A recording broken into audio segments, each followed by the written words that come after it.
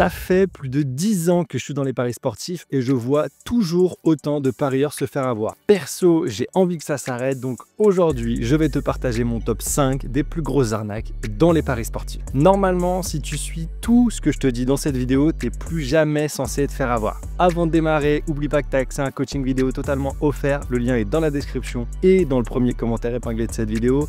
Pense bien à t'abonner à la chaîne, on a passé les 10 000 abonnés, donc merci beaucoup. Maintenant, cap sur les 20 000. Pense à mettre un petit j'aime à cette vidéo si elle te plaît. Et nous, on passe direct à la suite de cette vidéo. Bon, let's go, on attaque avec l'arnaque qui prend la 5e position de ce top, les tickets truqués avec Photoshop. Là, on est sur du classique de chez classique, mais il y a encore beaucoup de pronostiqueurs qui font ça. Le mec, il va te montrer un ticket avec des gains énormes, une cote énorme, le ticket, il sera validé et son seul taf, en plus d'avoir modifié le ticket, ça sera de le partager sur les réseaux sociaux. Normalement, Telegram, X, avant ça se faisait beaucoup aussi sur Snap, mais maintenant, ça pullule vraiment sur Telegram et sur X. Et si tu savais à quel point c'est facile de modifier un ticket et de le rendre gagnant, tu serais choqué parce que là, je t'ai parlé de Photoshop, mais tu n'as même pas besoin de ça. Un bon vieux inspecter l'élément, c'est good. Tu fais les modifications que tu veux, tu mets les montants que tu veux, tu mets la cote que tu veux et tada, tu as un beau ticket complètement fake. En 4e position de ce top 5, on retrouve les groupes VIP qui copient les pronostics gratuits. Avant de parler de cette arnaque, je vais faire une petite parenthèse. Je fais un énorme bisou à la personne qui s'amuse à télécharger toutes mes vidéos YouTube et à les reposter sur son TikTok. Si tu vois ça, gros cœur sur toi, t'as vraiment pas de race, essaie d'écrire tes vidéos et publie-les, mais viens pas voler mon contenu, tu seras gentil. D'ailleurs, petite info, j'ai pas TikTok, donc si vous voyez mon contenu sur TikTok, c'est pas moi. Bref, revenons aux VIP qui prennent des pronostics gratuits et les revendent. Je suis totalement concerné, c'est quelque chose qui m'est arrivé plusieurs fois la saison dernière.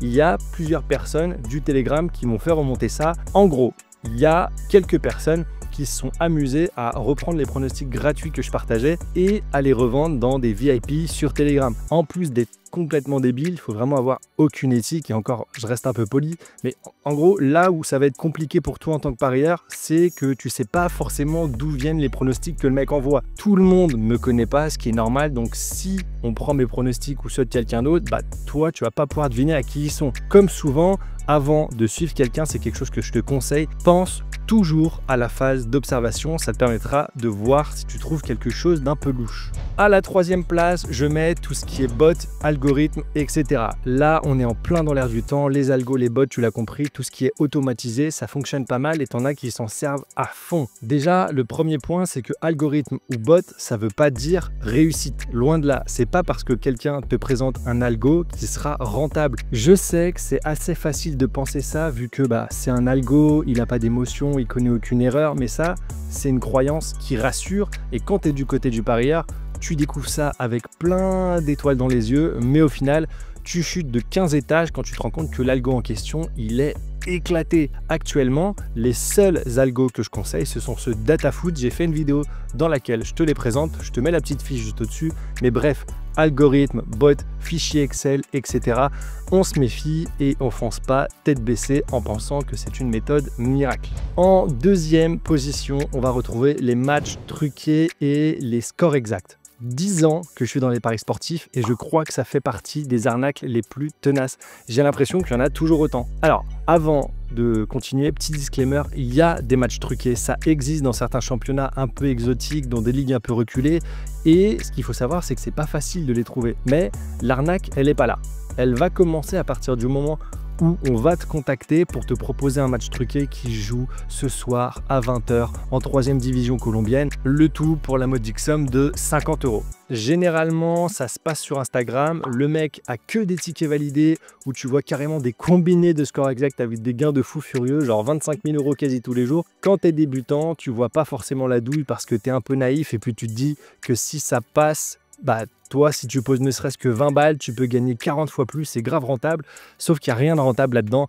Tu vas envoyer 50 balles en PaySafeCard et ensuite tu vas parier sur de la merde. D'ailleurs, petite parenthèse, les PaySafeCard, si tu connais pas la personne à qui tu veux acheter quelque chose et que le seul moyen de paiement, c'est les PaySafeCard, fais demi-tour. C'est une règle super simple. Si la personne est sérieuse, déjà, elle a une entreprise, donc elle doit te proposer un autre moyen de paiement, par exemple carte bleue, PayPal, etc.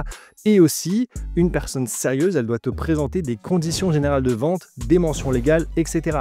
S'il n'y a pas ça, te prends même pas la tête à essayer de savoir si c'est une arnaque ou pas, je te spoil, c'en est une. Et enfin, en première position, on va retrouver les montantes et autres martingales et tous les défis du genre de 50 € à 1000 € en 10 jours. Là, on est sur le boss final. J'en vois des centaines et des centaines sur X, des vieilles montantes horribles où il faut partir de 20 € pour arriver à 1000 € en 10 jours.